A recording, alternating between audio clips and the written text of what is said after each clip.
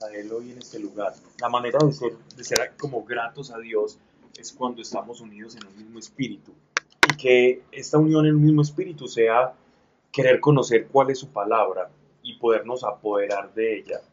Eso es lo que Él quiere, que la palabra, su voluntad, todo lo que escriben a través de la revelación los apóstoles, se nos vuelva a nosotros algo práctico en el corazón, no simplemente un conocimiento.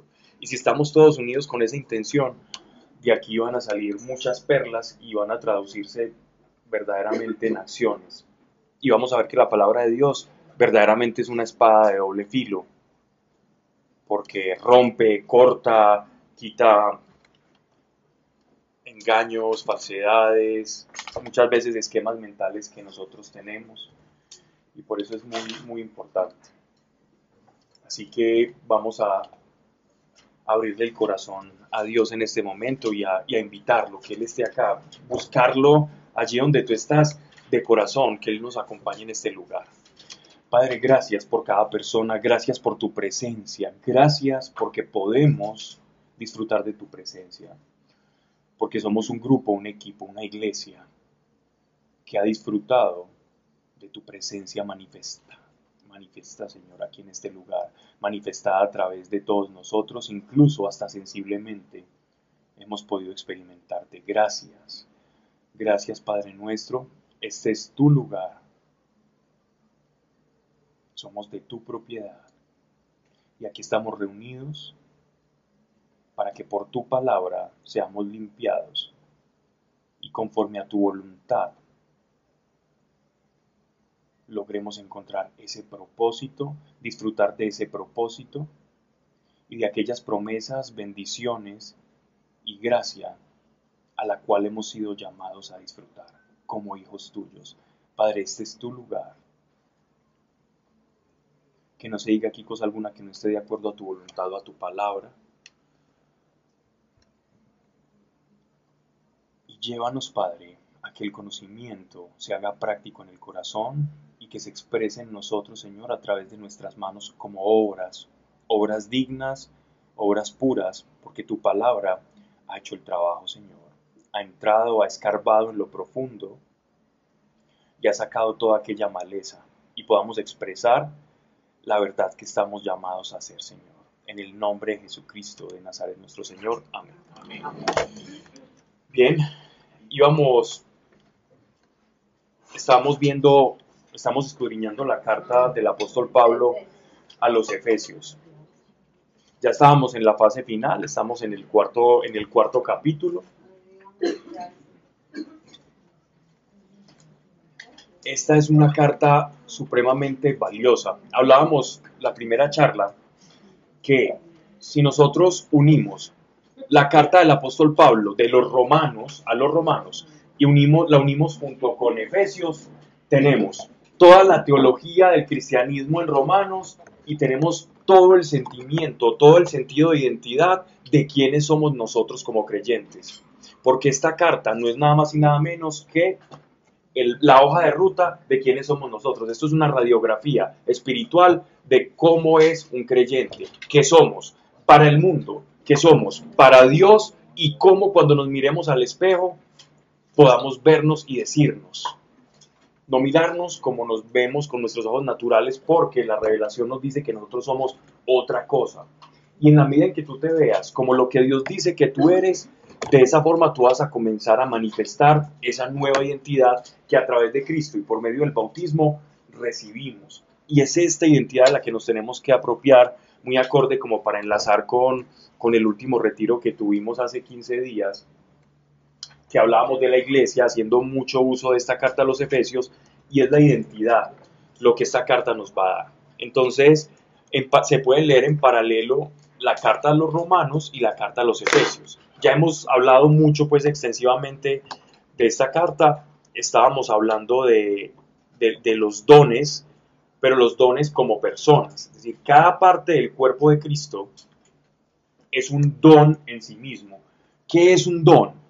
Un don es un regalo, un don es algo que se entrega con una finalidad. La finalidad de los dones ministeriales, que son de los que hablábamos la charla pasada, es el de edificar y el de hacer crecer el cuerpo de Cristo.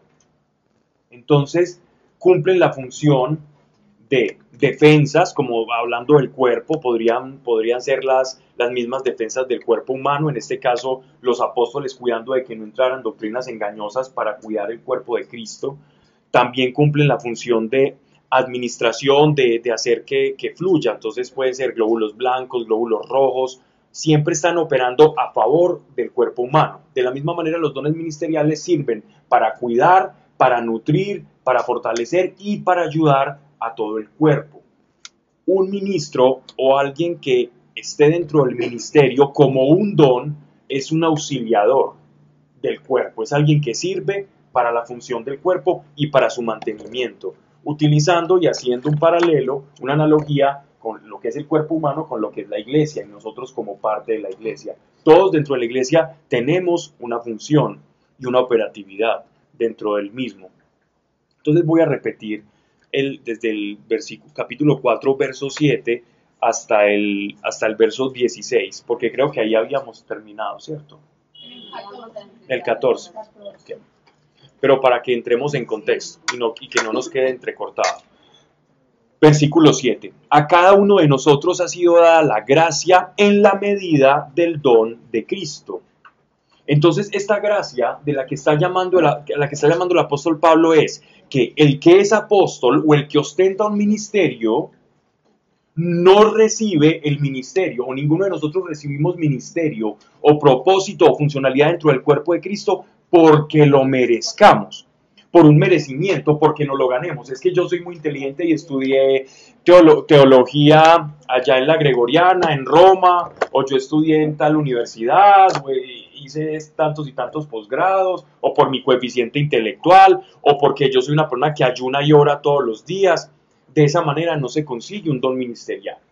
El esfuerzo y la voluntad humana, bien sabemos que es buena, que vale la pena y que a Dios le gusta que seamos voluntariosos y que hagamos cosas buenas. Pero esas obras que son humanas no compran o no facilitan o nada tienen que ver con tu llamado, con el llamado que Dios nos hace a cada uno de nosotros, individual como parte del cuerpo de Cristo.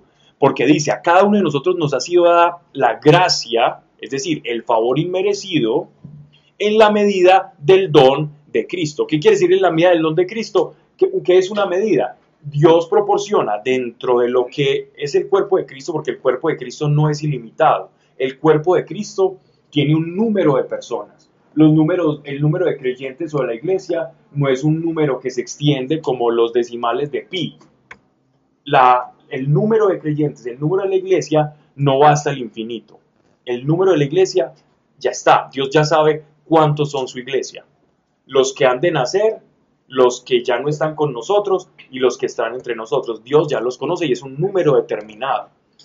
Por lo tanto, ese don ministerial se reparte en la medida de la cantidad del cuerpo de Cristo. Y a cada quien se le reparte una medida por gracia. Es decir, cada uno tiene un equipamiento espiritual por medio del Espíritu Santo para poder ejercer las funciones conforme al don al cual fue llamado. ¿Sí me estoy haciendo entender? Sí. Ok. Pablo, pero yo tengo una pregunta. ¿Tienes una pregunta? Dime. Hay gente que no es elegida.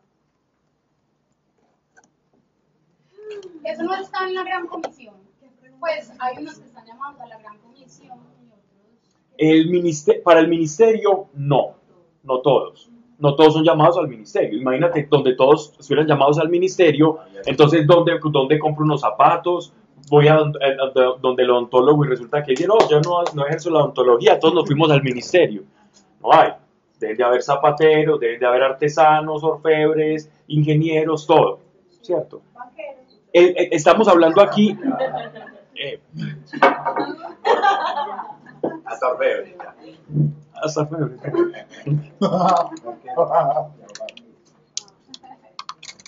Yo creo que en la Nueva Jerusalén hay algunas profesiones que van. No, me quedo callado porque el postre estaba muy bueno.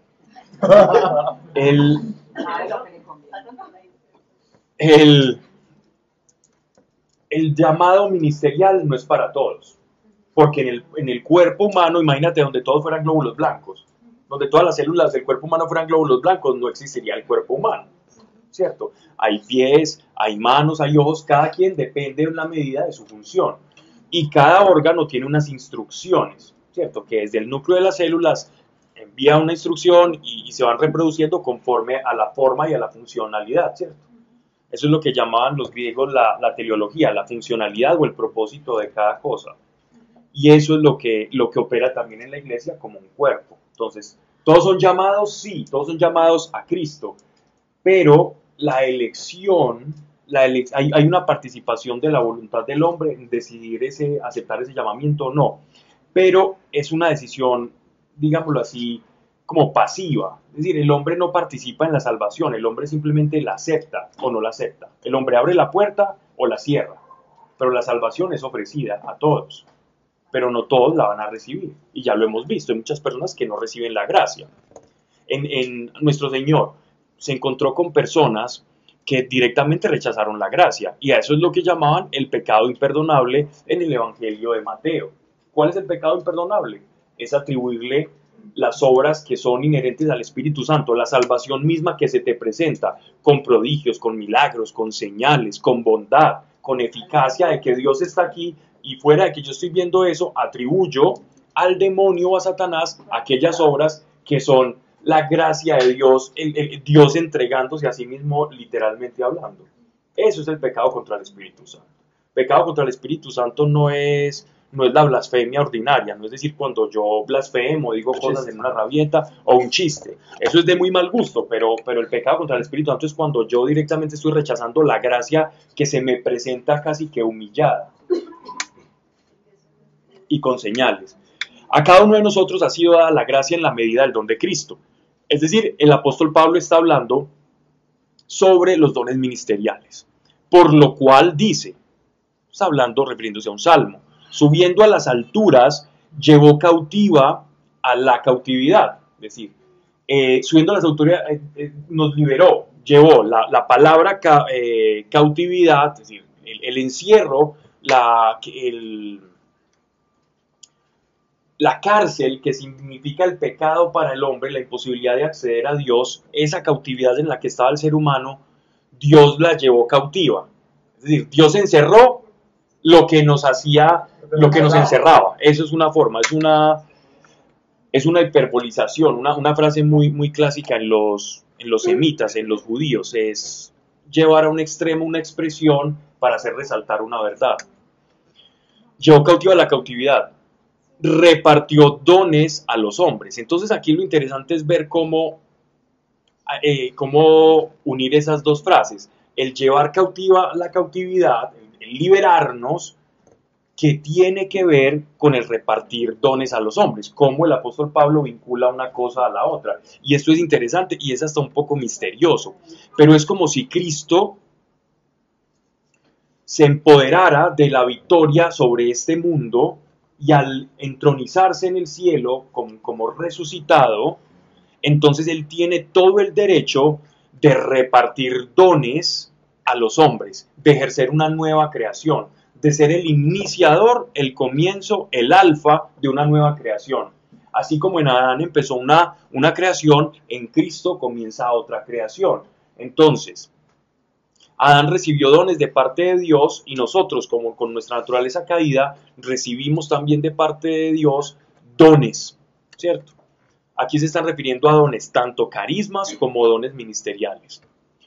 Eso de subir, ¿qué significa? Sino que primero bajó a las partes inferiores de la tierra, y eso ya lo habíamos explicado para no detenernos allí. Entonces hablaban de la concepción judaica, de cómo era la cosmología de ellos, lo que había en la tierra, y la exposición de estas criaturas y estos demonios que fueron arrojados al fondo de la tierra, de estos ángeles caídos. Versículo 10. El mismo que bajó es el que subió sobre todos los cielos para llenarlo todo. Es decir, la gloria de Cristo, el triunfo de Cristo fue pregonado. Norte, sur, este, oriente y occidente. Abajo y arriba. Todos los puntos cardinales. Todas las dimensiones y todas las esferas, tanto angelicales como por debajo en la tierra, a todas se les fue manifestado el triunfo de Dios. Todas las huestes espirituales se dieron cuenta de que Él es el Señor. Quienes estamos ciegos a eso, bueno, su iglesia no, nosotros como su iglesia no estamos ciegos a que el Señor es el Rey de Reyes y el Señor de Señores. Pero el mundo sí está ciego. El ser humano, a diferencia de las criaturas netamente espirituales que no tienen cuerpo, están ciegos a quién es Jesucristo. Y es por eso que nosotros tenemos la libertad de elegirlo o no. Los demonios saben quién es Jesucristo. No saben cómo van a ser derrotados, pero ellos lo conocen cara a cara y saben quién es Él. Cada demonio lo conoce y le teme, porque saben de su derrota. Recuerden cuando nuestro Señor estaba predicando y se encuentra el endemoniado Gadareno, que era un hombre que andaba por tumbas y que no lo podían tener porque la fuerza era impresionante por todos los demonios que lo tenían poseso.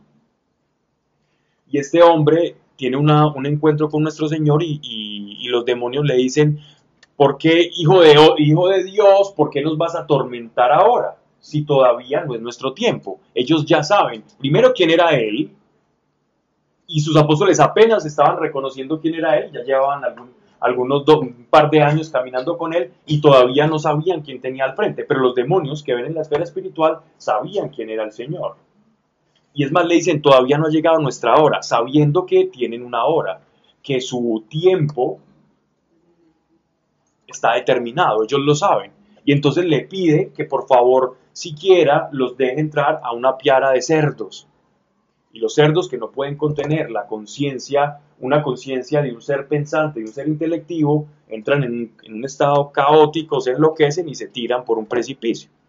Y después las personas que vieron a nuestro Señor ahí sienten mucho temor y no permiten que nuestro Señor pise esa tierra, porque les dio miedo. Porque cuando Jesús andaba, cosas espirituales pasaban. Y mucha gente viendo eso se atemorizó y no quisieron que nuestro Señor predicara en ese lugar por temor a las manifestaciones sobrenaturales. Porque eso es lo que pasa cuando Dios llega a un lugar. Hay manifestaciones del Espíritu. Y si tú quieres o eres de la iglesia y ves una manifestación sobrenatural y le tienes miedo, entonces no busques a Dios, porque Dios es sobrenatural. Confórmate con vivir una tradición de vida, hacer un devocional, vivir la fe y los 10 mandamientos, pero el Dios que tenemos es Dios sobrenatural. Y que igualmente, así como el endemoniado Gadareno, allá no quisieron recibir a nuestro Señor, porque cuando pasaba los demonios salían. Todavía esas cosas pasan. Hay gente que ve alguna manifestación sobrenatural y corre y dice: no, esto ya no me gusta.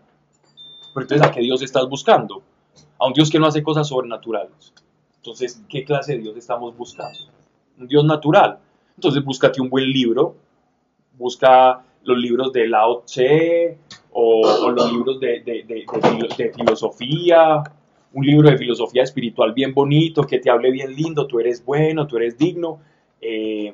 Un libro de Confucio, de filosofía moral oriental, son muy bonitos, y lo sobrenatural no tiene nada que ver, y vas a vivir muy rico, sin que pase nada. Pero el Dios que tenemos ha hecho cosas y las hará. Abrió el mar rojo, cuando pasaban los demonios salían, se metían a los cerdos, la gente se asustaba, y así va a seguir pasando. Uno iba y se tiraba al fuego y se revolcaba, y esas cosas pasan. Pasaron, pasarán y pasan. Si estamos caminando con el Dios vivo, ¿no? Bien. Me perdí. Okay. El mismo ojo es el que subió sobre todos los cielos para llenarlo todo. Y él constituyó a los unos apóstoles, a los otros profetas, glóbulos blancos, glóbulos rojos, a estos evangelistas, a aquellos pastores y doctores. Ya explicamos esos 5 dones ministeriales, en qué consiste cada uno. Y es muy interesante porque son como muchas veces los ven o los asocian como los dedos de la mano. Entonces dicen: el apóstol es como el dedo gordo que puede tocar a todos, que tiene algo de todos, ¿cierto? Y él constituyó a los unos apóstoles para la habilitación de los santos, es decir, para la formación de los santos en orden a la obra del ministerio, para la edificación del cuerpo de Cristo. hasta que lleguemos todos a la unidad de la fe y del conocimiento del Hijo de Dios. Entonces son simplemente preparadores y formadores para aquellos que llegan al cuerpo de Cristo y que no son ministerio en sí, no tienen un ministerio en sí itinerante, sino que son como coayudadores de la iglesia para fortalecerla y para edificarla. Y por eso Dios les da un equipamiento espiritual para que puedan cumplir esa función. Eso es como, como si vas a un hospital y llega una persona, llega el dueño del hospital y les consigue una cantidad de equipos biomédicos y les dice a las doctores y la enfermera, vean, les tengo esto, les tengo esto, les tengo esto. Todos los pacientes que lleguen, ustedes van a tener el mejor equipo, van a tener esto, van a tener las mejores sondas, las mejores drogas. Es exactamente lo mismo. Dios equipa una cantidad de personas para que aquellos que lleguen reciban esa formación, sean edificados y reciban, digámoslo así, como en orden a la estatura de Cristo, la formación que cada uno necesita. Esos son los dones ministeriales. Estoy redundando mucho en eso porque es importante que comprendamos que todos somos un cuerpo y cumplimos una función. Esto de hasta que lleguemos todos a la unidad de la fe y del conocimiento del Hijo de Dios, es porque no solo basta con ser salvos, sino que en la medida en que nosotros conozcamos quién es Cristo, quién es Jesús, y cómo vive dentro de nosotros, y nosotros vivimos en Él, en ese misterio, por medio del bautizo, que vamos conociendo y va dejando de ser un misterio y se va transformando en una vivencia personal, en esa medida ya nuestra fe no va a ser una creencia, sino que va a ser un estilo de vida. Ya ni siquiera es fe, ya es un estilo de vida, ya eres parte de eso. Ya no es que tú digas, es que yo soy hijo de Dios, es que yo soy hijo de Dios y me estés repitiendo eso. No, ya caminas como un hijo de Dios sin repetírtelo. Yo todos los días no me estoy repitiendo, yo soy hombre, vivo en Colombia, Medellín y hago esto. Las cosas ya las doy por sentada. Ya doy por sentado, ya lo doy por hecho. Dios quiere que nosotros demos por hecho elementos de la fe, como por ejemplo que nosotros somos sus hijos. Si caminamos sin tenernos que repetir todo el tiempo que somos hijos de Dios y caminamos con esa identidad, o con otra cara enfrentaremos los días y las adversidades, si verdaderamente caminamos así, creyéndolo y viviéndolo. 2. Entonces, nuestra fe va a ser la misma y de esa manera nos unificamos en la fe. Cuando nuestra fe se vuelve nuestro modus vivendi, nuestra experiencia diaria, de esa manera la iglesia está caminando en unión en la fe. Unión en la fe no significa repetir y creer las mismas cosas. Significa que todos estemos viviendo la misma fe que es Cristo en nosotros operando y que caminemos con la identidad de hijos de Dios, con esa identidad que está expresa aquí en la carta a los Efesios. Hasta que lleguemos todos a la unidad de la fe y del conocimiento del Hijo de Dios, a la madurez del varón perfecto. Como iglesia, este pasaje nos está hablando como iglesia, no como personas individuales. A la medida de la estatura de la plenitud de Cristo, para que ya no seamos niños que fluctúan y se dejan llevar de todo viento de doctrina a capricho de los engaños de los hombres y de las astutas maquinaciones del error. ¿Saben? En la iglesia primitiva entraron dos grandes problemas, dos grandes virus. Digamos que la iglesia, vamos a seguir utilizando las palabras que la analogía del apóstol Pablo. La iglesia es un cuerpo precioso con una cabeza hermosa. El cuerpo a veces no le obedece a la cabeza, pero la idea es que le obedezca, ¿cierto? Es un cuerpo que lamentablemente tiene como un síndrome de despersonalización, o no sabe quién es, o una crisis de identidad terrible. Como cuerpo, el primer virus al que se enfrentó la iglesia primitiva fue el judaísmo, los judaizantes.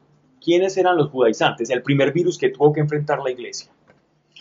Fueron edificados y ya tenían todo un sistema de defensas formado por todos aquellos apóstoles, profetas, pastores y maestros, ¿cierto? Pastores eran las personas, no como el pastor actual, no, el pastor era la persona dueña de una casa donde se reunía la iglesia y era el que se encargaba de cuidar y velar por esa congregación mientras los apóstoles iban a otros lados, y también tenían maestros que eventualmente enseñaban Y el pastor también cumplía una función de enseñanza y de cuidado y también administrativa dentro de la iglesia. Era como un operativo, ¿no? Y a veces también predicaba.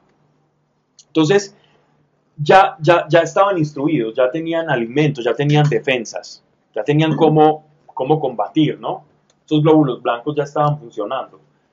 Y llegaban los judaizantes, mezclando el judaísmo, cosas que se parecen al cuerpo, pero que no son del cuerpo, a meter agentes extraños, cosas exógenas a la iglesia.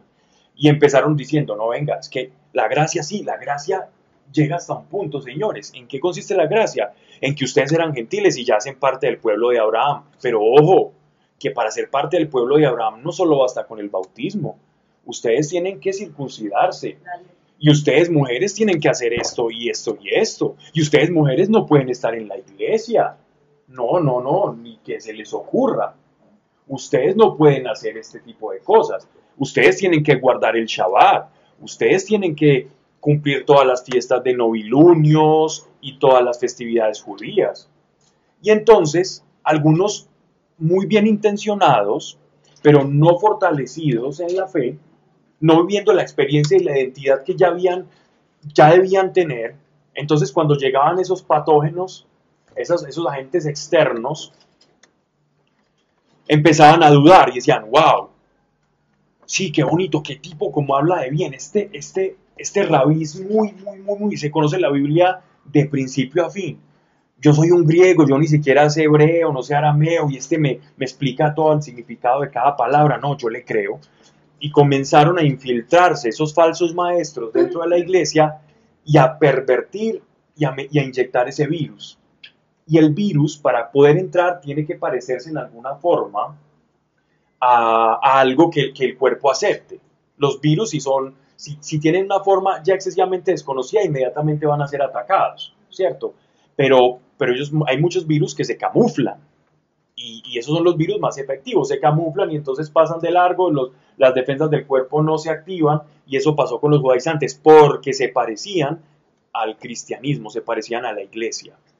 Y ellos fueron la primera causa que hizo a los apóstoles estallar en ojo, venga, vamos a preparar un antídoto. Y muchas de las cartas de los apóstoles, por ejemplo, si vemos la carta del apóstol Pablo a la iglesia en Galacia, es decir, la carta que conocemos como Gálatas, en esa carta es un antídoto, una explicación, una revelación que el apóstol Pablo tenía como glóbulo blanco del cuerpo para exponer que esos judaizantes estaban pervirtiendo a la iglesia. Entonces los da la cura. Y aún a pesar de eso, la iglesia todavía sigue cayendo en ese error. Llega una persona que dice ser del pueblo elegido, que habla hebreo, que conoce mucho y que es medio simpatizante de la iglesia, y nos da 3 vueltas en conocimiento de Torah. Entonces, wow, sí, eso es así. Y personas que han sido tocados incluso por la gracia de Dios, que han disfrutado de las mieles del Espíritu Santo, terminan encarcelando el espíritu, poniéndole unos grilletes, unos barrotes, encadenándolo en un calzo, y el espíritu queda constreñido, y otra vez, lo que ganamos por la gracia, terminamos nuevamente en la esclavitud de la ley, y eso sigue pasando. La iglesia primitiva logró resistir a ese virus, gracias a los apóstoles y a todos estos maestros. ¿Ese movimiento judaizante se considera herejía dentro de la iglesia? Sí, claro, total. El apóstol Pablo le llama la sinagoga de Satanás, porque es todo aquel que se opone a la obra de la iglesia. Entonces, miren que después, el segundo gran virus que tuvo que combatir la iglesia primitiva como cuerpo fue un movimiento que se llamó gnosticismo. Gnosis significa conocimiento o ciencia en griego. Y ese gran movimiento también olía a iglesia, se parecía a la iglesia, utilizaba elementos de la iglesia, pero con agentes extraños. Era virus, no era iglesia. Mezclaba filosofía hermética, doctrinas paganas, filosofías de corte egipcio. Y entonces decía, lo de Cristo nos suena muy bien, ¿por qué no incorporarlo? Incorporémoslo. De ahí nace lo que nosotros conocemos en el siglo III como el Evangelio de Tomás. El Evangelio de Tomás, el Evangelio de Judas y una cantidad de libros que se conocen como apócrifos, que después salen en National Geographic, en History Channel, en Internet. Y entonces la gente repite y dice, wow, es que mire, Magdalena no era lo que nosotros pensábamos. No, fueron libros escritos por gnósticos que se apoderaron de cosas o que nacieron o escucharon en una iglesia donde había un predicador, fusionaron esto con todas esas doctrinas y en medio de ese eclecticismo, en ese popurrí de ideologías espirituales, formaron una cosa nueva que se llamó el gnosticismo. Y de ahí nacen muchos de los evangelios apócrifos que algunas personas, sobre todo cuando estás discutiendo con alguien que no tenga mucho conocimiento en esos temas, dice, no, es que la iglesia ha encubierto esto, ha encubierto lo otro, y es pura mentira, es alguien que no se ha dado cuenta que fueron evangelios escritos, no por la persona que dicen ser, que los escribió, pseudoepígrafos, sino por personas 300 años después que les dio por inventar eso y fusionarlo con la gnosis. Hay otro que se llama el Piti Sofía, entre muchos más textos de eso. El prólogo del Evangelio de Juan es en respuesta a eso. El prólogo del Evangelio de Juan fue no el principio de la carta de Juan, sino lo último que se escribió y es como respuesta a la gnosis. Y la carta de Juan también es una respuesta a la gnosis. La carta de Judas también es una respuesta al gnosticismo. Y la carta del apóstol Pablo a los Gálatas es una respuesta a los judaizantes. Era los maestros y los cuidadores de la iglesia, los ministros, operando y diciendo, mire, cuidado, esto es muy delicado, no se metan con esto, no se dejen entrar estas teorías engañosas, porque estas teorías tienen que parecerse un poquito, porque si no se parecen del todo, nosotros inmediatamente las rechazamos. Entonces tienen que usar elementos que nos sean amigables y en los cuales nosotros podamos confiar. Usted es judío, venga hermano, ustedes somos hermanos de sangre. Y después empieza la evangelización del judío, ¿cierto? Entonces hay que tener mucho cuidado, hay que amarlos, respetarlos, orar por ellos, pero teniendo clara nuestra identidad. Y si mi fe no está basada sobre la experiencia de Cristo resucitado en mí, entonces yo voy a ser una veleta a merced de una cantidad de doctrinas o de errores. Por eso es lo que se está diciendo, que creciendo y fortalecidos en la fe. Fortalecer en la fe no es que yo diga, es que yo creo esto y no me muevo, es que yo creo esto y no me muevo. No es mentalizarse, no es adoctrinarse.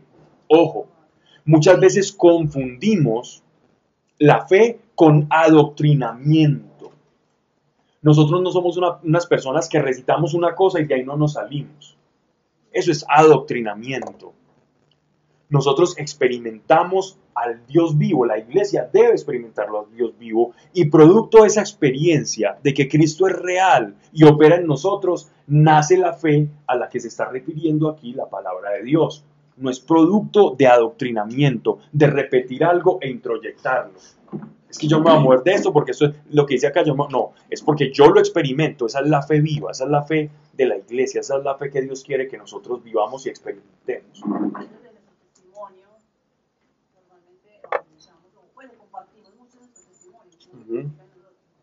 Claro, porque el testimonio es lo que hizo Dios en nosotros, no lo que nosotros hicimos, donde el protagonista es Él. En última instancia somos testigos de lo que Él hace, por eso se llama testimonio. Yo soy un testigo de lo que Dios hizo en mí. Yo doy testimonio de lo que Él hizo en mí. Y de hecho lo triste es que uno es testimonio el testimonio generalmente es, mire, yo era esto muy malo y Dios hizo esto muy bueno. Para que ya no seamos niños. El niño no sabe quién es, el niño no tiene identidad.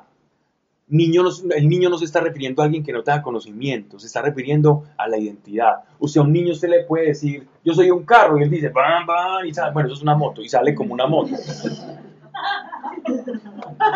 Usted al niño le puede decir cualquier cosa y él se la cree. Usted regálele un disfraz de Superman y él se lo va a creer. Él todavía no sabe quién es, todavía su identidad no la tiene formada. Entonces por eso dice, para que ya no seamos niños conforme a la identidad, que fluctúan y se dejan llevar de todo viento de doctrina a capricho de los engaños de los hombres y de las astutas maquinaciones del error.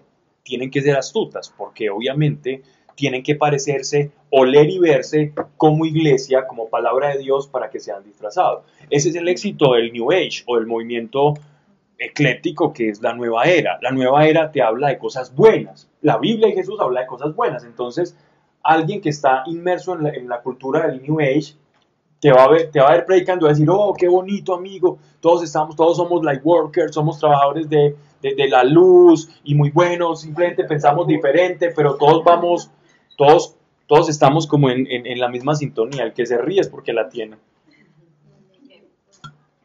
Hola, tú. No, tranquila que yo entro ahí. Y todos estamos, y sintoniza, y pega bien, y suena bien. Por eso es que vende. Sino que al contrario, esto ya es el que no es niño, al contrario, en contraposición, sino al contrario, viviendo según la verdad. Es que si hay una verdad, lo que no esté dentro de la verdad es mentira. No hay cosa que haga más daño que una verdad aderezada con mentiras. Entran muy duro. Esa es la estrategia del demonio. Venderme verdades a medias, que en realidad ya sería una mentira. Pero pone una serie, te hace una imagen con 8 verdades y te suelta 2 mentiras. Y con esas 2 mentiras ya sabe que nos tiene ahorcados. Porque la verdad no puede tener una mentira. Entonces, sino que al contrario, viviendo según la verdad y en caridad, lo cual significa que siempre el que esté caminando en la verdad va a procurar el amor. Y no es que amemos inmediatamente lleguemos a Cristo, pero poco a poco vamos a amar. ¿Y cómo empieza uno a darse cuenta que está amando? Generalmente, cuando una forma en la que vemos que el amor está empezando a salir de nosotros por la gracia del Señor, la primera barrera o el primer obstáculo a vencer para manifestar ese amor de Cristo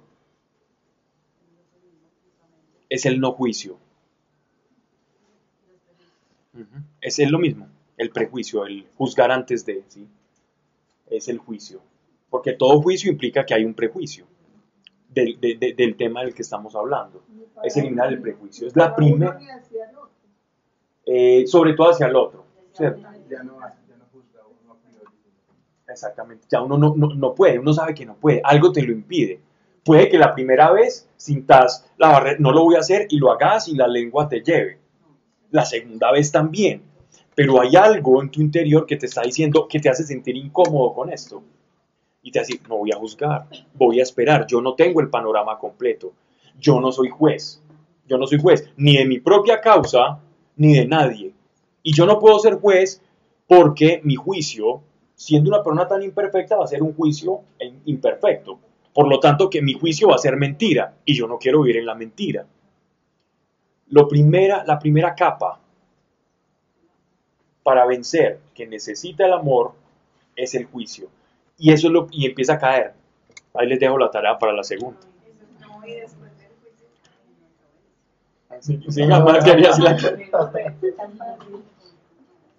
Después del juicio viene la misericordia.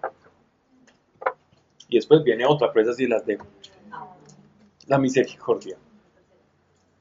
Cuando lo que le pasa al otro, me pasa a mí también. Eso es misericordia. La miseria del otro es mi miseria. Me duele el otro. Eso empieza a pasar. Y después otra cosa. Bien, sino que al contrario, viviendo según la verdad y en caridad, crezcamos en todos sentidos hacia aquel que es la cabeza. La función de todo esto es que nosotros nos alineemos a Cristo. Cristo es nuestro prototipo, es nuestra fractal perfecta, es el prototipo que Dios quiere formar en cada uno de nosotros. Y cuando nos unimos a Él por medio de la fe y por el Espíritu Santo, lo que ocurre o lo que está tratando de explicar el apóstol es que hay un proceso de transformación en todo el creyente para que se vaya conformando a la imagen de aquel que es la cabeza, aquel que es el prototipo, aquel que es la cabeza de la nueva creación. Entonces nosotros, como cargamos con una antigua naturaleza, con un código caído que nos dice, mire, pague mal por mal, a Dios rogando y con el mazo dando, mire, el otro es su enemigo, mire, saque ventaja del prójimo, usted es malo, usted se lo van a comer los gusanos, uno se muere y nada se lleva, todo ese tipo de cosas. Eso es lo que estamos acostumbrados y eso es lo que dictan nuestros sentidos, lo que dicta el mundo, lo que dicta la civilización actual. Pero el código que nos inserta nuestro Señor, la manera en que nos ordena como iglesia es completamente diferente.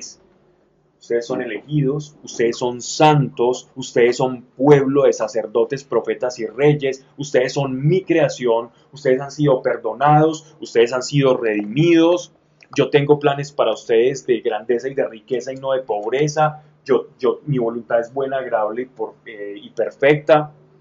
Y eso es lo que nos dice Dios que somos nosotros. Y en esa medida el trabajo del Espíritu Santo, que es glorificar a Cristo, la cabeza, entonces lo que hace Él es, esa imagen de Cristo la va acomodando a esa imagen distorsionada que nosotros tenemos, que el apóstol llama a esa imagen distorsionada el viejo hombre. El viejo hombre es esa imagen distorsionada que nosotros tenemos. Es viejo porque ya no nos pertenece. El nuevo hombre es el que nace a partir del Evangelio y el viejo es todo ese código antiguo que nos lleva a actuar como nosotros no queremos. ¿Y por qué no queremos? Porque estamos recibiendo una nueva codificación, unos nuevos elementos espirituales que llegan a nuestra vida como parte del cuerpo místico de Cristo, del que somos su iglesia, y ese código empieza a entrar en contradicción con el antiguo código del viejo hombre.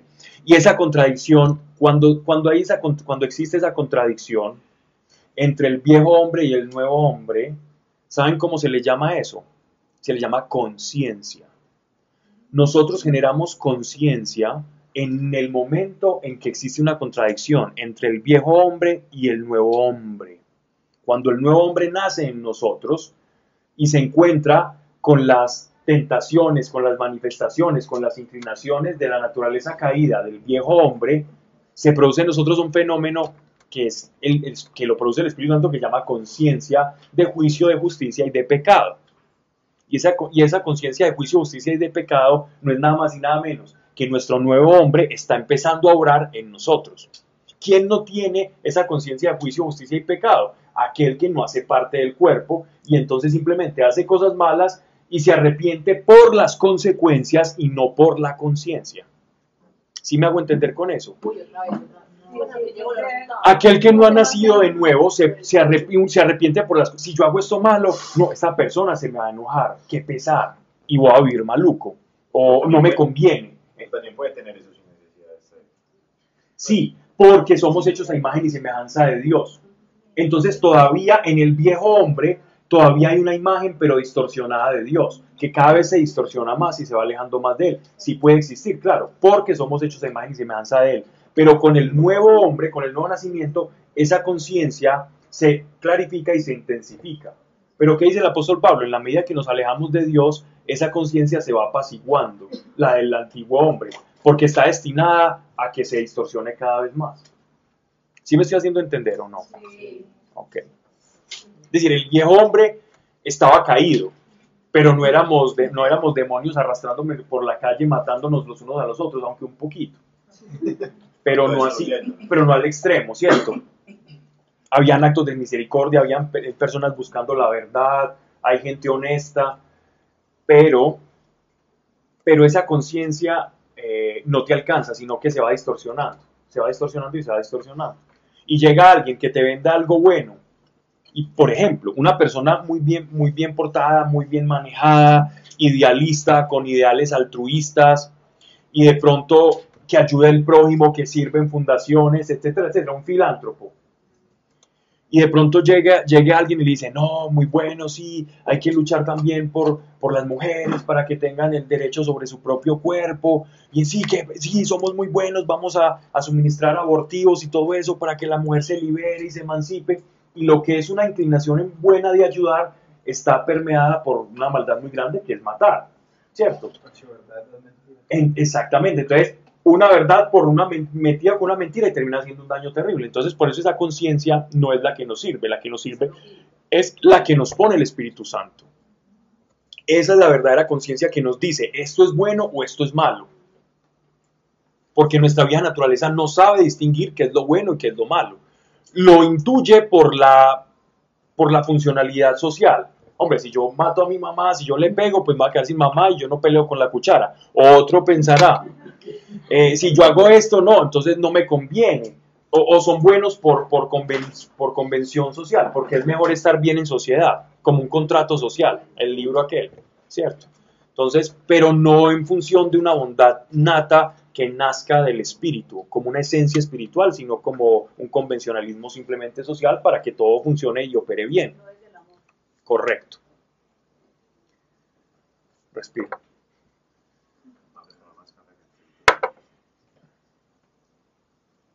Sino que al contrario, viviendo según la verdad y en caridad, crezcamos en todos sentidos hacia aquel que es la cabeza, Cristo. Miren que utiliza aquí la palabra Cristo y no nuestro Señor, la palabra Cristo. ¿Recuerdan que la diferencia entre Cristo y Jesucristo y Jesús? Cristo es la misión. Jesucristo es el nombre, Cristo es su trabajo, es su oficio, el oficio de Cristo. Entonces por eso dice, aquel que es la cabeza, que es Cristo, porque como iglesia, la función de Cristo es ser la cabeza, por eso utiliza la palabra Cristo. Jesucristo. Cristo significa Mesías. Cristo es la misma palabra que Mesías, lo que pasa es que una es latín, que es Christos, y la otra es Mesías, que es hebreo, que significa el ungido. Ese es el trabajo de nuestro Señor, esa es su función dentro del cuerpo. Jesucristo es su nombre, ¿no?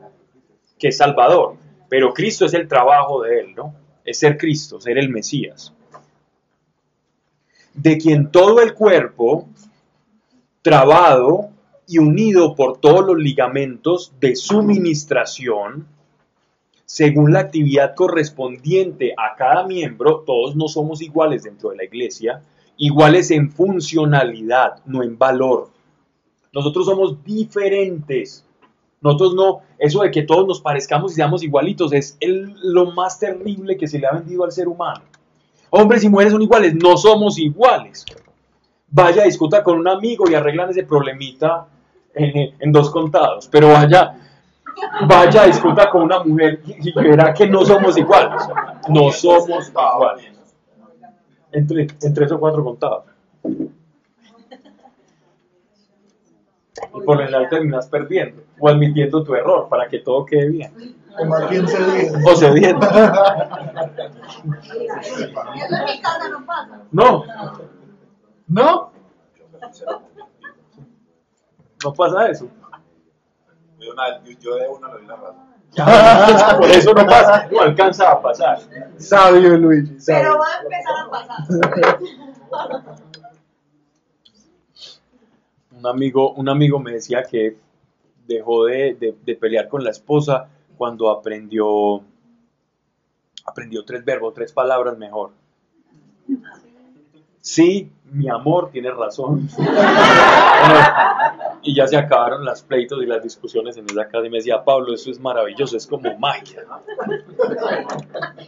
Y me decía, y poco a poco me tocó ir incorporando una 4ª, perdón. Pero fue funcional, fue operativo. Entonces miren esto. Según la actividad correspondiente a cada miembro, nos han intentado hacer iguales. Miren, eso es el peor daño que se le ha hecho al ser. No somos iguales en nada. Tenemos dones y talentos diferentes. Y esa es la riqueza del ser humano. La multiversidad, que somos diferentes. Que en la iglesia uno puede aconsejar. Que en la iglesia, si le contase el sueño a uno por una operación sobrenatural, Dios le puede revelar el significado de ese sueño y a otro no. Que otro puede enseñar. Que a otro le guste profundizar en las cosas, que a otro le guste profundizar en los sentimientos de otra persona y en cómo se siente y en virtud de eso cómo ayudarle. Que otro se puede parar sin un micrófono y hablarle a 500, que otro se para en grupos pequeños y que genera una empatía y un apoyo impresionante y terminan siendo voladores todos aquellos que se sentaron con esa persona. Esa es la riqueza de la iglesia, que todos somos diferentes, unidos en esa diversidad. Eso es lo bonito y eso es lo que Dios quiere resaltar en cada uno de nosotros, que nosotros encontremos el ser genuino. Yo hablaba hace algún tiempo, y yo creo que no está de más repetirlo, lo que nosotros vamos a hacer en el cielo, el conocimiento no nos va a importar. En el cielo vamos a conocerlo todo. El coeficiente intelectual en el cielo no sirve para absolutamente nada porque lo vas a conocer todo. Pablo, pero no pues que vamos a tener como las habilidades diferentes para desempeñar cosas diferentes allá voy. Voy a que lo que eres tú realmente en el cielo es lo que te va a hacer valioso. Allá vamos a ser nosotros mismos. Vamos a ser seres genuinos. Y eso es lo que cada uno de nosotros en el reino espiritual nos vamos a reconocer. Tú vas a saber quién es cada uno porque cada uno tiene una impronta única y especial. Y eso es lo que ama Dios de cada uno de nosotros. El amor de Dios es lo único que cada uno de nosotros somos. Por eso Dios nos ama a todos infinitamente, porque somos completamente diferentes los unos de los otros. Aunque unidos como humanidad, lo que en el cielo nos va a hacer valiosos es nuestro ser genuino. Allá tú no vas a fingir ser otra cosa, no vas a tú eres lo que eres, y cuando te reconozcas con el otro en el cielo, eso es lo que te va a hacer valioso y el amor va a ser incondicional. Creo que me fui más allá del texto, pero vale.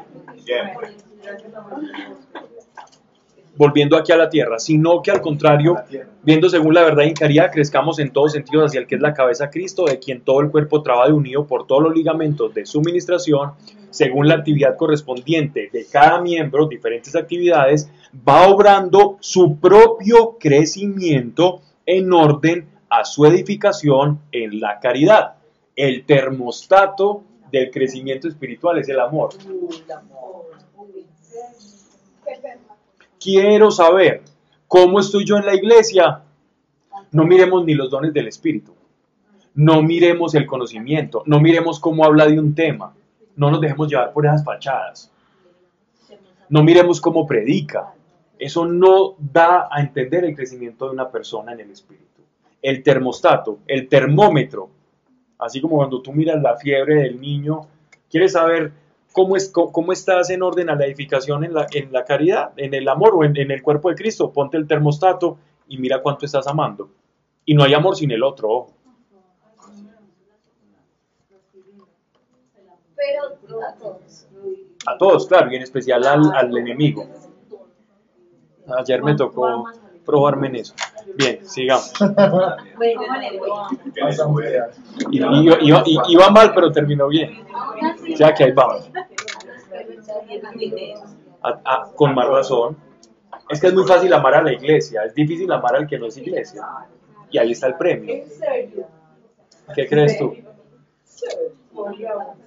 Ahí está. Pero para que uno amara el ¿Cómo?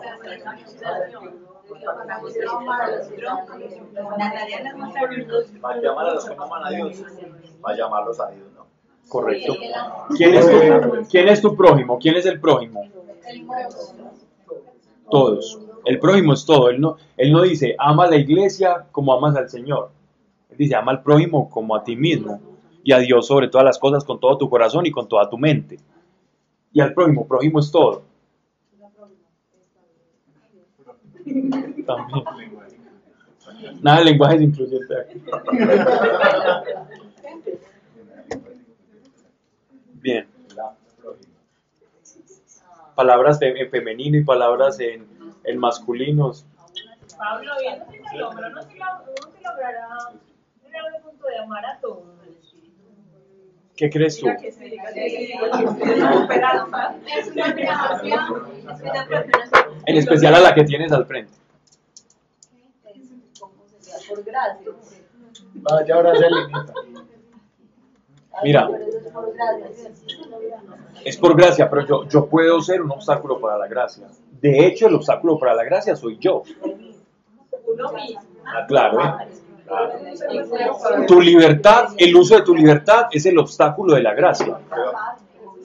La gracia se nos es derramada y se nos es dada todo el tiempo. Todos los días llueve sobre nosotros la gracia.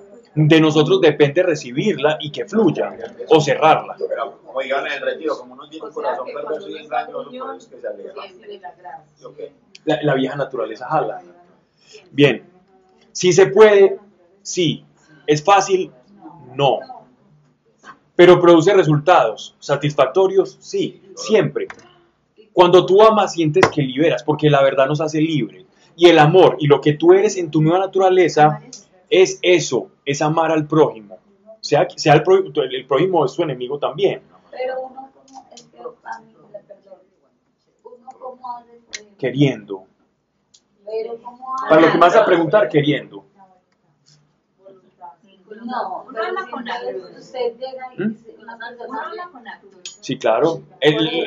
Con todo. por ejemplo, algo te entorpece, De hecho, el amor es actos, perdón. una persona se vuelve como fastidiosa o pues como lo que hablábamos alguna vez que son como fuerzas espirituales que te quieren sacar la rabia. Uno cómo hace para que a uno no le dé rabia. No, una cosa es un demonio, otra cosa es el Por prójimo. eso, pero Ok. entonces, usted pone, Porque te hace cosas para que no sea un ejemplo, usted está Perdonando. en un taco, pues y llega otro y lo rabia ahí porque si Yo le digo, Dele un pico. no, o sea, no es que yo le digo, Porque hablaba Pablo ahora que se acaban los o la gente, juicios. hay gente que es más, pues mal, no, o sea, ¿cómo hace uno para eso? Ok. Primero, el amor, empecemos por lo primero. ¿Qué es el solo hecho de insultarlo o de decirle te amo es una tontería si no nace del corazón? Como una muletilla para fingir que estás amando. No, simplemente un acto de amor sería no responderle. Entonces, es que el solo hecho de no responder es una acción. ¿Por qué es una acción? Es una acción pasiva de la voluntad. No es una acción física, pero ya hubo una acción en tu voluntad, ya hubo una decisión. Cada vez que hay una decisión, hay una acción. Yo puedo decidir hacer o no hacer. Yo puedo decidir ayudar a una persona o no ayudarla. Ahí hay un acto.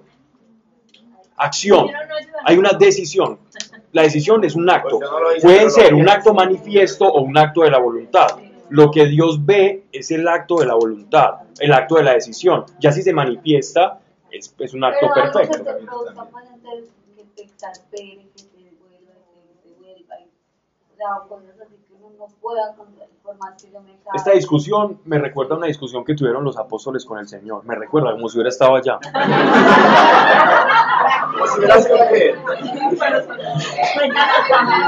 Miren, vamos a dar charlas de Biblia inmersiva con Sebastián los jueves, para que sepan que uno se siente ahí metido. ¿No? Ya iban a venir acá el jueves. Miren, esta discusión la tuvieron, le preguntaron al Señor, y entonces ¿hasta cuántas veces tenemos que perdonar? Porque se escandalizaban, venga, pero es que estos fariseos tan fastidiosos que te insultan, nos escupen, nos quieren pegar, nos sacan de encorrillo, te calumnian, sanas a una persona y te insultan y dicen que lo sacas por la obra de Belcebú, el señor de las moscas. Imagínate con quién estaban comparando a nuestro Señor, con Belcebú. Y le responde hasta 70 veces 7, señores. La misma discusión. Es decir, 70 veces 7 implica que Pero, no hay un perdón, que es un perdón que va en un crecimiento, que es progresivo, que va creciendo, que yo puedo perdonar y después embarrarla, pero entonces vuelvo y perdono, que es un acto Un constante. ejemplo, cuando Jesús llega al templo de Salomón y tumba todas las mesas, él tenía rabia porque estaban cogiendo el templo con algo que no estaban haciendo. Él, como en amor, le va a tumbar el mercadito a los... O sea, si uno hace perfecto, ¿cómo va a poder uno decir, o yo no entiendo él como ama? O sea, obviamente Dios es más grande, está haciendo... Camilo, primero. El ejemplo es bueno, pero vamos a entender algo. No hagas muy rosa el amor porque te va a estorbar mucho. Sí, No, por no eso lo hagas me novelesco. cae. El amor no es Barney, no es cariñositos. El amor no es eso. Miren esto. La corrección. Claro. Dios al que ama lo corrige. Al que ama lo corrige. Cuando un niño llega, te pega, estás cargando a tu niño de 2 años y te pega una bofetada porque no le quisiste entregar un dulce que le iba a hacer daño porque el niño está enfermo. Ay, tan lindo hijo, yo te perdono, y te va a pegar 3 veces más duro. Pero por amor lo corriges, ¿cierto? Entonces no implica un acto el amor no se manifiesta con besos, caricias, es una parte del amor. El amor es una sustancia, una condición interna muy diferente. Pero voy a responderte eso para que no quede en el aire algo que vimos ahí con por qué nuestro Señor. Hay un pasaje en las Escrituras que dice, el celo por tu casa me consume. Esa palabra celo se puede traducir el ira. El celo de Dios es la ira de Dios. Ojo. Entonces, ¿qué pasa? ¿Quién es Jesucristo? Dios en la tierra. ¿Cierto? Acérquense, porque el reino de los dioses, arrepiéntanse porque el reino de los cielos está cerca. El reino de los cielos, el que de verdad tenía que ocupar y pisar el templo de Jerusalén, el templo de Salomón, que es el templo de nuestro Señor. ¿Quién era el único digno de pisar ese templo? Él. Aquellos vendedores no eran mercadito, eran personas que estaban vendiendo animales impuros, es decir, estaban vendiendo la paloma tuerta, el animal manchado, que no eran dignos para los sacrificios. ¿Qué pasa cuando la santidad se mezcla con la perversión y el pecado? Se repelen. Eso fue lo que pasó con nuestro Señor. Eso fue lo que pasó. Es una manifestación de su gracia.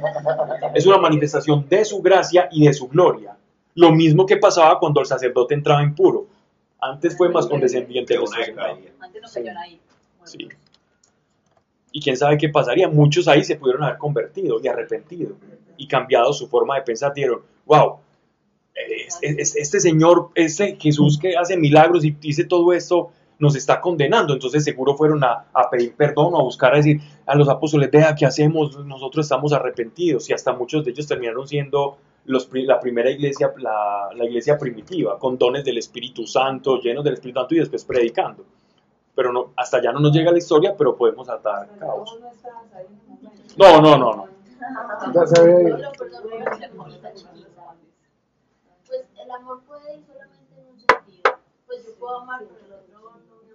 El amor siempre busca un sentido. Debe ir solo en un sentido. Primera de Corintios 13. El amor no espera nada. El amor se da. El amor no necesita reciprocidad. De hecho, si busca reciprocidad, ya no es amor, ya es interés. El amor del mundo es interés. Amor, mira, yo hago la comida, pero tú lavas los platos. No, eso no aplica. Y eso no aplica a que lo diga.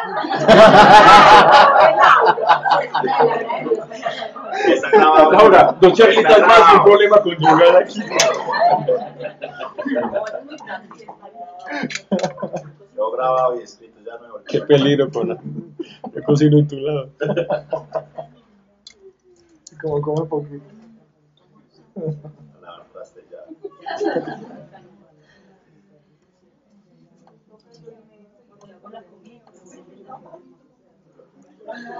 Ven todo el contenido de solo, hemos hablado de unos 5 o 6 versículos de un capítulo, y miren todo el contenido que hay. Versículo 17. Os digo pues, y os exhorto en el Señor, exhorto, ya habíamos expresado esta palabra, a que no viváis ya como viven los gentiles. Gentiles es todo aquel que está por fuera. Pablo utiliza la palabra gentil no porque su público era judío, sino para referirse a todo aquel que no era parte de la iglesia. Pablo, yo tengo una pregunta. Dime. ¿Por qué la expresión gentil se sigue utilizando para algo bueno si finalmente no es algo bueno? Ya, porque normalmente la palabra gentil que está utilizando el apóstol Pablo, que nos llega a nosotros latinizada, viene de gentium, ¿cierto? Que significa las gentes, las gentes. Eso viene desde el latín y el derecho romano incluso, por ejemplo, tenía el jus gentium, que era el derecho de las gentes. Hay varios abogados acá. Y ganaron derechos romanos según veo. ¿Y recuerdan que era el confarreatum o no? Bueno. No ganaron. No, lo peor es que yo la perdí. Las gentes era por eso, porque es tomado el latín, pero la palabra hebrea para eso es goim. Goim, ¿cierto? Que significa también como gentes, pero en hebreo, como personas que no son creyentes, que no son pueblo judío, les llamaban goim. La Biblia tiene mala traducción porque dice pagano. No, es mejor. De hecho, es mejor. No genera la confusión. No genera la confusión, precisamente. De hecho, me parece mucho mejor esa traducción que tenés. La palabra la palabra correcta sería acá pagano. ¿En cuántas dice gentil?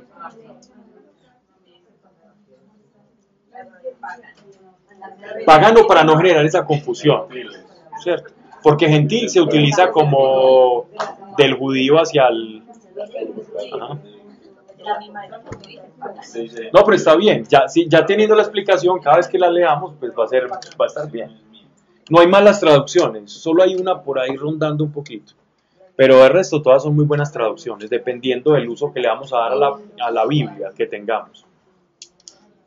Cada Biblia cumple su propósito y todas tienen un plus. La Dios habla hoy tiene el plus de que la puedes leer con una facilidad en un viaje, andando por ahí, esperando un bus, en el metro, en un aeropuerto. La Reina Valera te sirve para predicar, porque es muy sonora, es muy bonita, es muy elegante en la manera en que está escrita. La Nácar Colunga es buena a veces para ver el castellano antiguo, a veces para estudiar. La de Jerusalén es muy buena para estudiar, por ejemplo, versión católica excelente. Igual son formas diferentes de hablar.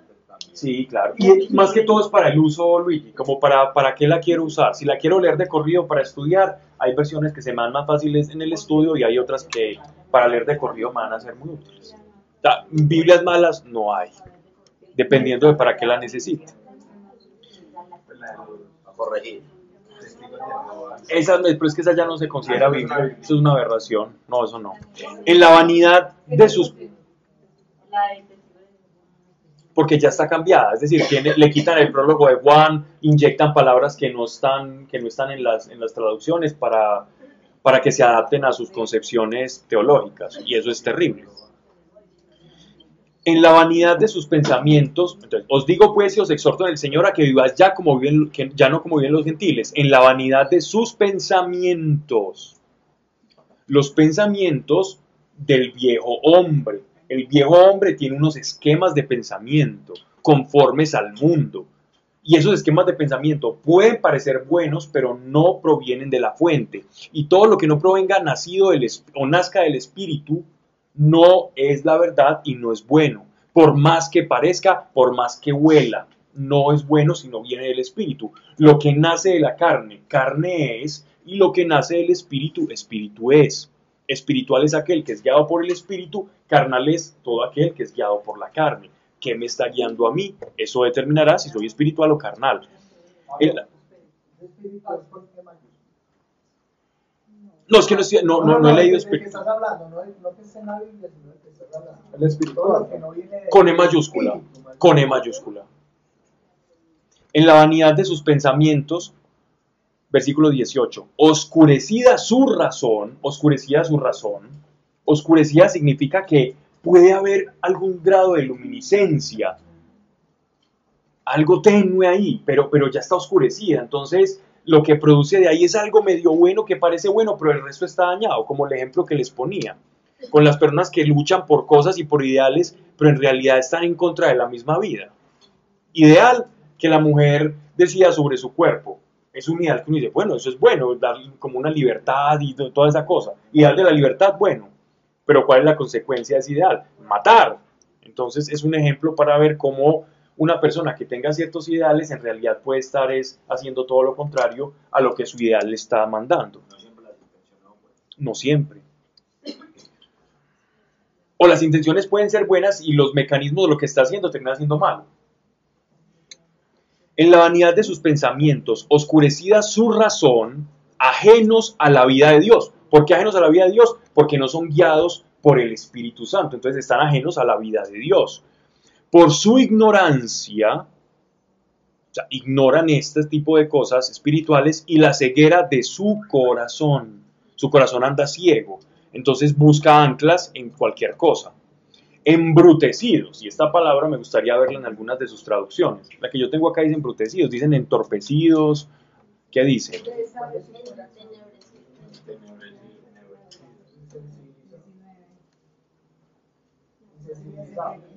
El 19 dice insensibilizados. Muy buena, muy buena. ¿Cuál dice la tuya? Cauterizado de conciencia. ¿Sí? Está bien. Se entregaron, miren pues. Entonces, ¿qué pasa? Primero empieza, miren el orden de esto. Esto no está escrito aquí por casualidad. Esto es pura revelación. ¿Dónde comienza a gestarse o a manifestarse el pecado? En la razón. Empieza en la mente. La mente, cuando concibes el pecado, se aleja de Dios. Y después hace nido en el corazón. Entonces, primero empieza en la mente, después baja o desciende al corazón. Cuando ya mi mente se dañó, cuando ya lo concebí, cuando ya idealicé el pecado, cuando ya lo pensé, cuando ya lo medité, cuando yo me abría la posibilidad del pecado, porque siempre hay un momento a priori antes de pecar en el que nosotros concebimos mentalmente la imagen del pecado. Nosotros no pecamos como autómatas que, estoy viendo el momento presente perfecto y no me di cuenta y cuando miro hacia atrás pequé. No. Hay un momento de concepción del pecado que se gesta o se desarrolla en la mente, y en la mente la imaginación, la sevicia, la planeación, los métodos como los cuales yo voy a pecar, la ensoñación y todo esto.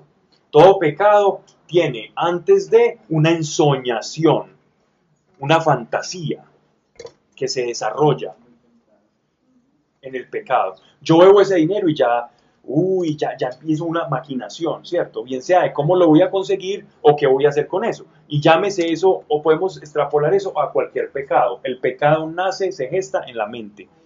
Y después, cuando ya lo tengo ahí, baja al corazón o echa raíz al corazón. Cuando llega al corazón, ya enferma el cuerpo. Para que se vuelva recurrente. Sí, hasta que se vuelve, ya empieza a echar raíces y siguen las raíces. Y la cosa de las raíces, cuando ustedes ven en sanidad del corazón, por decir una expresión que se utiliza mucho, raíces de amargura, no sé si la utilizan en sanidad del corazón. ¿Por qué se habla de raíz de amargura? Porque la raíz va saliendo y se va afirmando. Y entre un árbol, una planta tenga mayor raíz, es más difícil sacarla. Va echando raíces. Esos árboles que están así como arraigados, la palabra arraigarse significa echar raíz. Un pecado se arraiga como una telaraña, una araña aferrada. Si está fuerte el espíritu, ni el pecado llega a la mente. Esa es la pregunta, Sí. porque uno siempre... No, porque si Llega, pero se disuelve y no baja al Pero corazón. antes de visualizar ese pecado, Con el ejemplo de la moneda. Yéndonos bien, no baja la mente, pero aún sí baja la mente, y es disuelto en el mismo acto. Si tú te percatas por ese efecto de conciencia espiritual, te percatas en el mismo momento en que estás gestando la ensoñación, la fantasía con el pecado se disuelve, no es pecado, Pero entonces, ¿cierto? Es una tentación. Es tentación y lo otro es inspiración. ¿no? Pero entonces uno, porque dicen que nosotros pecamos de palabra. Porque todo es parte de un mismo Pero acto. entonces uno se lo mecaniza acá, pero se frena igual. Cami, lo que pasa es que una cosa es que el pensamiento tuyo llegue a otra mente, otra cosa es que en la mente lo aceptes. Cuando ya se da esa aceptación en la mente, Es cuando en el corazón ya está hecho. Les voy a poner un ejemplo de lo que está diciendo Sebastián, y es un ejemplo bíblico. Cuando nuestro Señor Jesús fue tentado en el desierto, la palabra tentado significa que Él fue tentado. No significa que, a mí no me hizo ni nada, yo soy Cristo, váyase tranquilo, eso ni me llegó. No, cuando Jesús lo tentaron, Él tenía hambre y Él quería comerse ese pan, porque si Él no se lo quisiera comer, Él no hubiese sido tentado, no era una tentación. A mí, Él se visualizó, pero no lo hizo. no, Él lo deseó comer. Pero la palabra de Dios, sobre eso. pero escrito está, no, y exactamente, y Él tuvo eso. Lo mismo pasa, entonces en Él no se configuró pecado. La tentación no es pecado, ojo. Simplemente estamos hablando de cómo comienza o cómo gesta el pecado, cómo se desarrolla, ¿cierto? Digamos que el estado embrionario del pecado o la etapa de gestación del pecado es la mente, ahí se gesta. La matriz del pecado es la mente. ¿Cuándo da a luz el pecado? Cuando llega al corazón. Esa es la economía del pecado. Entonces, tampoco nos vamos a escandalizar y vamos a caer en el pecado de la pulcritud, de creernos pues que no podemos ni pensar. No, eso sería muy raro. La revelación llega al corazón y luego a la mente. Puede llegar, a veces puede operar en la mente primero, a veces puede operar, porque de hecho con la renovación de la mente ocurre el mismo efecto pero en sentido contrario. Cuando yo renuevo mi mente, en mi corazón se van a echar raíces de la palabra de Dios. Exacto, y cuando el Evangelio echa raíces en mí, entonces ya esa savia, que es el Espíritu Santo, va a estar nutriendo mi corazón. ¿Y qué va a salir de mí? Lo que hay en el corazón.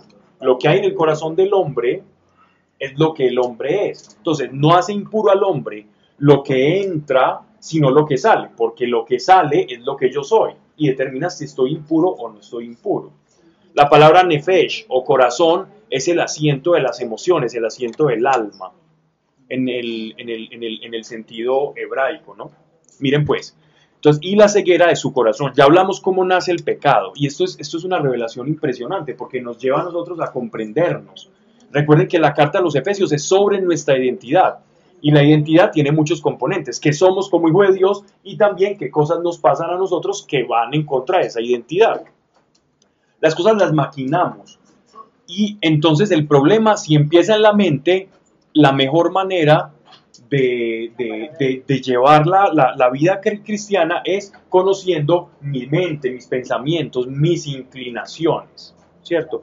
Para no permitir, con la palabra se renueva, pero para no permitir que desciendan a mi corazón. Nuestro trabajo como creyentes, nuestra asepsia espiritual, así como cuando tú te levantas y te duchas y dices, bueno, hoy es día, y eso lo haces automáticamente. Todo creyente automáticamente debe estar examinando sus pensamientos para tener su mente una asepsia espiritual, porque si sabemos que esa es la puerta de entrada al pecado, pues bueno, todos los días voy a lavarme, a purificar en la renovación de la mente. Diga. Que a mí me gusta mucho recordar el versículo que dice que crea estar firme en los caes. Porque cuando uno Eso lo viste en el retiro, ¿cierto? Pues no, desde antes. Pues desde antes. Lo venías meditando. Pero en el retiro también lo digo. Yo sí me parece haberte escuchado, sí. Porque uno dice, no, yo conozco mis debilidades, pero estoy muy firme, pues nada me va a tumbar en ese momento y cuando menos pensamos. Porque el que cree que está firme por él y no por Cristo. Uno debe creer que está firme por Cristo, pero que Él es el fuerte y que uno es el que cae. Entonces que mi fortaleza sea Él, no yo. Porque cuando uno se empieza a sentir fuerte, uno se empieza a desprender de quién es la roca o quién es el pilar. Y uno empieza a creer pilar. Cuando uno se da cuenta, yo soy pilar y estoy tranquilo, pero no Pilar la señora aquella que no tiene... La María del Pilar. Sí. En fin. Pero Pablo, yo iba a decir una cosa igual. Siempre vamos a la tendencia al pecado, y el pecado se va a instalar en el corazón, pues porque sabemos que el corazón es perverso y engañoso. Wow. Pero también está en nosotros como hijos de Dios, ¿cierto? Y en buscar pues alimentar el cuerpo de buenas cosas, pues espiritualmente hablando, sí. Para que así hayamos pecado en algún momento, no surjan raíces de ese pecado. Ese es el trabajo, Luigi. De hecho, ese es el trabajo, no dejar. Y si el pecado ha llegado, entonces no dejar que eche raíz, ¿cierto? Si yo ya dejé que una semilla, la semilla de frijolito creció ahí y empezó a hacer una malecita, inmediatamente cortarla, porque si esa maleza sigue creciendo hacia abajo, olvídate. Entonces la idea es erradicarla rápido. Pero suficiente gracia tenemos nosotros para eso. Es que ese es el poder de la sangre de Cristo, no para que nos volvamos unos abusadores de la sangre, ¿cierto? O felices de, no, botemos la sangre, no, porque esa no es una actitud cristiana. Alguien que piensa así, que demuestra que no lo es y nunca lo ha sido, porque producto de que somos salvos es la gratitud, y la gratitud nos lleva a nunca pensar así, sino todo lo contrario, a decir, Señor, qué vergüenza otra vez, pero no decir, no, es que yo estoy relajado, eso no es una persona que ha nacido de nuevo, no puede ser esa actitud. A diferencia de una persona que sea esclava del pecado. A diferencia. Es que la gracia de Dios es tan amplia, Pablo, que, pues yo no sé, incluso hasta... Que uno puede sentir que puede abusar. De verdad. Que uno puede sentir eso. No, incluso hasta uno en los mismos sueños puede parar un pecado. Sí, claro. Lo decís por eso, sí, claro. Parar un pecado. Le dijiste que no en el sueño, muy bien. No pasó nada en el sueño. Muy bien. No se desvista. Un sucubo en el sueño. Y uno porque puede tener sueños pecados. ¿Cómo? Porque tu mente, ¿qué es lo que pasa en los sueños? La mente inconsciente. Tu mente es pecadora, en el sueño también va a seguir pecando. O también ataques espirituales. De hecho, muchas tentaciones son o por nuestra concupiscencia, por nuestra propia naturaleza baja, o también tentaciones como la de nuestro Señor en el desierto. El demonio también te puede poner en bandeja de plata cosas, ¿cierto? Bien. ¿O no, Gerard? Fuente la vitamina.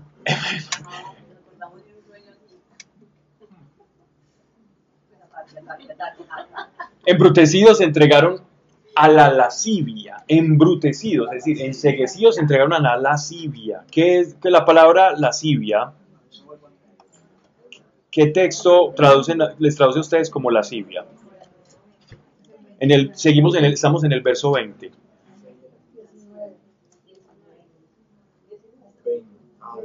19, discúlpenme, 19. Indecencias, esa traducción tuya es ¿cuál? Lenguaje actual, indecencia. Cosas impuras. Cosas impuras, muy tranquila. Pero la lascivia no es uno querer como seducir y, pues sobre todo en las mujeres, como seducir, agradar, llamar la atención. De lado y lado. De lado y lado. Dicen lascivia, impureza. Lascivia es como atiborrarse de pecado. Vamos a explicar esta palabra. Bien. Él está hablando, el apóstol Pablo empieza a hablar de un género de pecados que son pecados de la carne. Normalmente cuando uno piensa en pecados, tiene una inclinación, que más bien como por el uso de la palabra pecado, a vincular que todos los pecados son de la carne. No. Todos se dan en la carne, pero hay pecados que, digámoslo así, que son, por ejemplo, la soberbia. La soberbia es un pecado que si bien nace en la carne, que está bien, es un pecado que no afecta directamente la propia carne o la naturaleza del carnal. Los pecados de lascivia o los de porneia, que es a los que se está refiriendo el apóstol Pablo, son los que afecta la carne misma. Me explico. Recuerden que esta carta viene nos está hablando sobre la identidad de nosotros como hijos de Dios en el Espíritu, ¿cierto? En el Espíritu.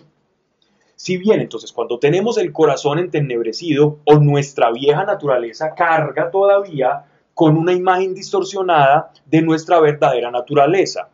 Si nosotros nos viésemos tal cual Dios nos ve ahora, actualmente, nos prestara a Él sus lentes, dijera, bueno, les presto mis lentes por 5 minutos y nos viésemos los unos a los otros tal cual como somos realmente en el Espíritu y en Cristo, nos avergonzaría pensar y hacer cosas que hacemos al escondido. Nos avergonzaríamos tanto porque decimos, yo no soy esto. ¿Yo por qué pienso esto de mi hermano? ¿O yo por qué hago esto con mi cuerpo? ¿O por qué pienso sobre el cuerpo de esta persona de determinada forma? Nos avergonzaríamos demasiado. ¿Por qué nace esa vergüenza? Porque esto no soy yo. Yo no soy esto. Y eso es lo que siente Dios al vernos como somos realmente cuando pecamos. Dice, no están siendo lo que son. Eso es como si tú eres un pintor espectacular ¿cierto? O haces una ópera espectacular o es en músico, cualquier obra artística, y la encuentras en un basurero. Una obra de la literatura espectacular para entretener a toda la humanidad por lo menos por los 500 años. O un fresco de Da Vinci, una Mona Lisa, una cosa, y tirada por allá en un basurero. Y tú como artista viendo eso dices, tú no naciste para eso, tú naciste para brillar. Y está haciendo eso. Es lo mismo, guardando las proporciones de cómo Dios ve la naturaleza original y verdadera que nosotros tenemos, y más como iglesia, cuando hacemos lo que no estamos destinados a hacer. Entonces, estos pecados, o esta lista se refiere a los pecados no contra la naturaleza espiritual, sino contra nuestra naturaleza biológica. A eso se refiere con la lascivia. Cuando nuestro cuerpo, la manera en que Dios diseñó al hombre y a la mujer, está operando no como su diseño perfecto, que es el que mayor satisfacción nos va a dar. Cuando nosotros somos lo que Dios nos mandó a hacer, es cuando somos más felices. Por eso tú escuchas tantos testimonios de personas que ya viven una vida desenfrenada y que ya la conciencia está tan entenebrecida que ya no se sacian con nada. Entonces empiezan con algunas cosas, por decir, voy a poner un ejemplo y voy a ser muy rudo pero muy realista. Se empieza con la pornografía y se termina ya ni siquiera con las relaciones de hombre y mujer, sino ya hasta terminan con animales y después con objetos y después ya no se pueden saciar y llegan a un colmo de desnaturalización tan grande porque están buscando llenar algo que ahí no se va a poder llenar. Y no podemos juzgar a quien lo hace, no podemos, ni tenemos el derecho de juzgar.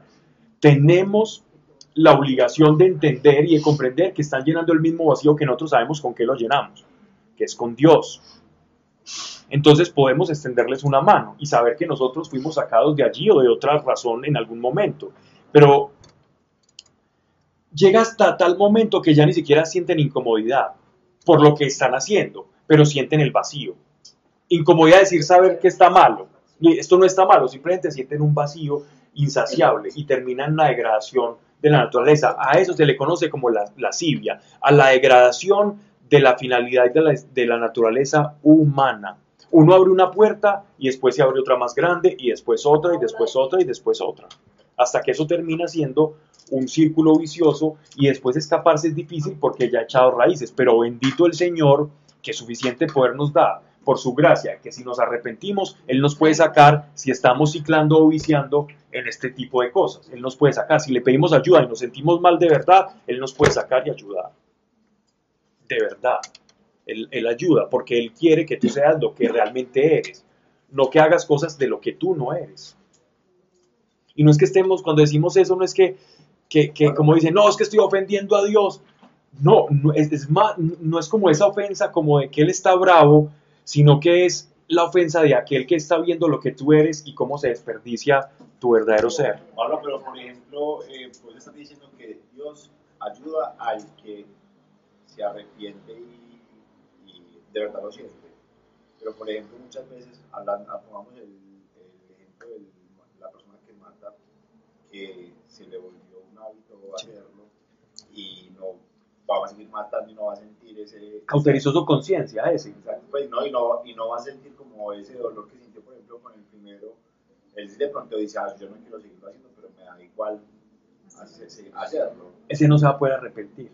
Pero... Salvo que tenga una gracia especial. Pero Dios sí le puede colocar a esa persona, o sea, si él dice, bueno, yo no siento nada, pues yo quiero cambiar eso. Luigi, te voy a contar un ejemplo exactamente de lo que me estás contando. Yo tengo un amigo que fue asesino. Él mató muchas personas para la mafia en la década de los 80, principios de los 90. ¿Mm? Sí, es él, estamos hablando del mismo, Martín. Sí, es el mismo. Él es amigo mío. Él asesinó muchas personas y dejó de sentir. Primero sentía, y tengo otro con el que estaba hablando hace algunos minutos por teléfono, que también hizo eso, y lo entrenaron, vinieron a entrenarlo, y él me contó los entrenamientos que tenía para eso, y era terrible. Y él tuvo una liberación muy grande. Pero este hombre una vez iba a asesinar a un pelado, y vio los ojos de la mamá. Y ahí fue donde él tuvo su arrepentimiento, ni siquiera en matarlo, sino en la cara que hizo la mamá cuando le estaba pidiéndole que no matara a su hijo. Y él ahí tuvo un poquitico, una chispita de conciencia, y esa chispita de conciencia le bastó, porque él no lo mató, a fin de cuentas, le bastó para buscar algo, saber que algo estaba mal en él y arrepentirse. Eso fue una gracia, una providencia de Dios. Lo mismo ocurrió a otro hombre que fue el líder paramilitar que también tuve la oportunidad de conocer y ahora está en la mesa de paz. Y él le ocurrió lo mismo y después de eso tuvo una liberación impresionante. Muchos demonios salieron de él. Él cuenta su experiencia. Cuando uno, por ejemplo, ve que están pecando, pues o sin querer, uno cómo maneja eso, ¿sí me entiendes? Cuando ves que están pecando. O ve un video sin culpa, o ve algo súper, una aberración maluca, que uno siente como algo tan pelle, uno cómo maneja eso en el espíritu. Bueno, hay una cosa, si tienes control de televisión, afortunadamente eso se pasa rápido. Uno, Apaga el celular. Sí. Dos, si son compañías, no tienes por qué tener esas compañías, ¿cierto? La luz y las tinieblas no tienen por qué darse la mano. Hay que orar por ellas, pero no estar ahí metido, ¿cierto? En el concierto. Pues digo concierto, es en el concierto para el infinito.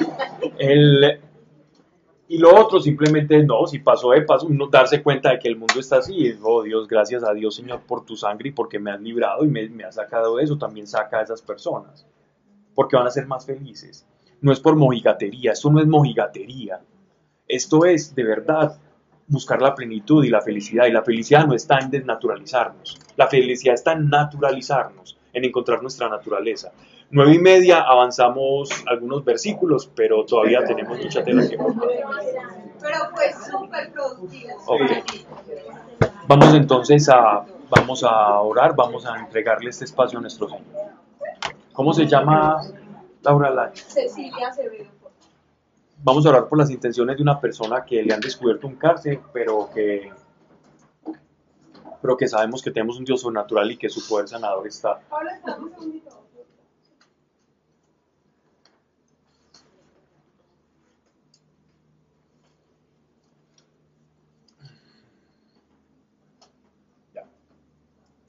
Padre nuestro, gracias. Gracias por Cecilia, por su corazón. En el nombre de Jesucristo de Nazaret, hoy unidos, Señor, como iglesia, en un mismo espíritu y en un mismo sentir, y sabemos que tu voluntad es sanar. Y desatamos esta sanidad que emana, Señor, de tu sangre y de este sacrificio perfecto. Y como un poder sanador, tocando, Señor, los pulmones, y maldecimos de raíz toda célula cancerígena que se quiera reproducir anómalamente, Señor, en su cuerpo, con una instrucción negativa, en el nombre de Yeshua de Nazaret. Y gracias por la sanidad, gracias por Cecilia. Sorpréndanos, Señor, y a su familia, Padre, gracias por tu poder, y sea desatado en el nombre de Jesucristo, y llévenos con bien hoy. Amén. Amén. Hoy nos rindió, ¿no? Sí.